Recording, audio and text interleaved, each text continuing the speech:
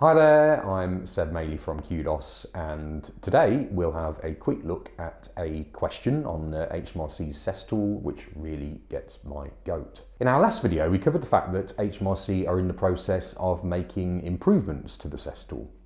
The first part of these improvements was in re-platforming the tool to sit on new technology, which is great but means absolutely nothing to the user. The second stage, which is still in flight, will apparently be an update to the questions themselves and the guidance which accompanies them. One area I desperately hope they improve is personal service and substitution. Anyone who has done any research on IR35, the off-payroll rules, or status more generally will know that substitution is one of the key factors when it comes to determining status, and is probably the factor which is talked about the most. It's often been referred to as a golden bullet. If you've actually provided a substitute, then the chances of HMRC proving that you're a disguised employee are virtually nil.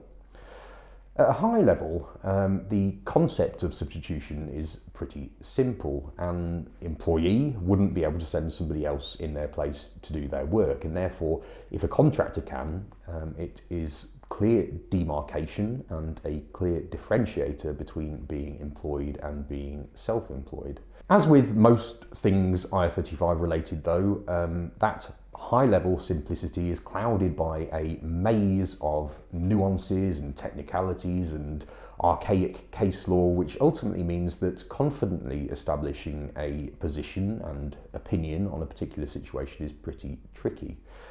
You can, for instance, have a right of substitution in your contract, but if that right is too limited, or to use HMRC's language, too fettered, it will effectively be worthless.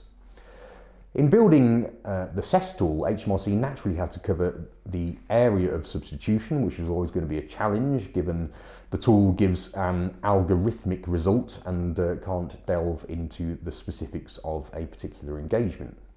So have they done it well? In my opinion, no, and it is an area which definitely needs further adjustment. Given its prominence, substitution is the first test covered in the tool, and it starts off logically enough, asking whether a substitute has ever been sent. If the answer to this is yes, assuming the client accepted the substitute, it then clarifies whether the substitute was paid by the contractor, which is a prerequisite. And if the answer there is also yes, then the eventual result will be that the engagement is outside IR35. If substitution hasn't actually occurred in practice, we then have to consider the theoretical side of the right, and this, for me, is where the problems lie. Rather than asking whether a right of substitution exists, the tool jumps straight into asking whether the client has the right to reject a potential substitute. A tiny bit of explanatory text states that this can include rejecting a substitute even if they are equally qualified and meet all clearances. The user then has a binary yes or no choice, and if they state that they can reject a replacement, this effectively nullifies substitution, meaning the decision will be based on other factors. Unfortunately, this very basic question doesn't paint the full picture when it comes to substitution, and it will almost certainly lead engagers into results which discount substitution where maybe they shouldn't. What a lot of people won't know is that there is guidance designed to accompany the tool contained within HMRC's Employment Status Manual. This manual has been around for decades and it covers all aspects of status and is designed to be used by HMRC officers but also the general public. Naturally, it's updated frequently when new pieces of legislation or case law are introduced, and there is an entire subsection devoted to CEST. It would therefore make sense for CEST to link to this guidance so the user has more context, but as things stand, it doesn't. And it would be extremely difficult for anyone without knowledge of the ESM to find it. The question about rejecting a substitute has its own page, which we'll link to in the comments, and that provides some pretty significant clarification on what HMRC are actually getting at.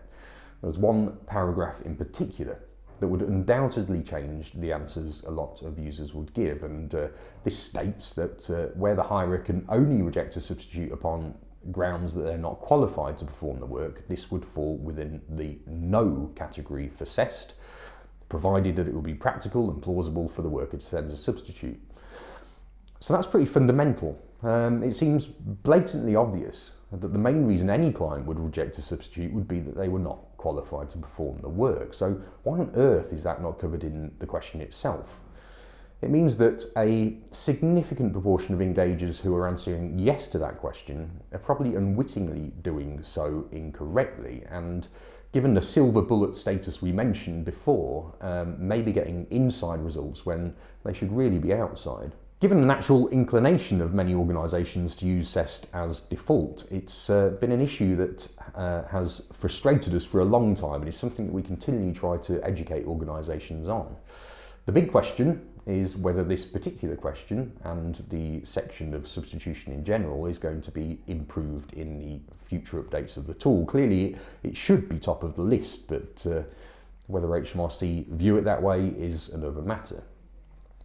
We don't know when the next update will be released, but we will, as always, keep you fully up to speed with any developments. Please hit the subscribe button to ensure you get notifications when we do, and we'll see you next time.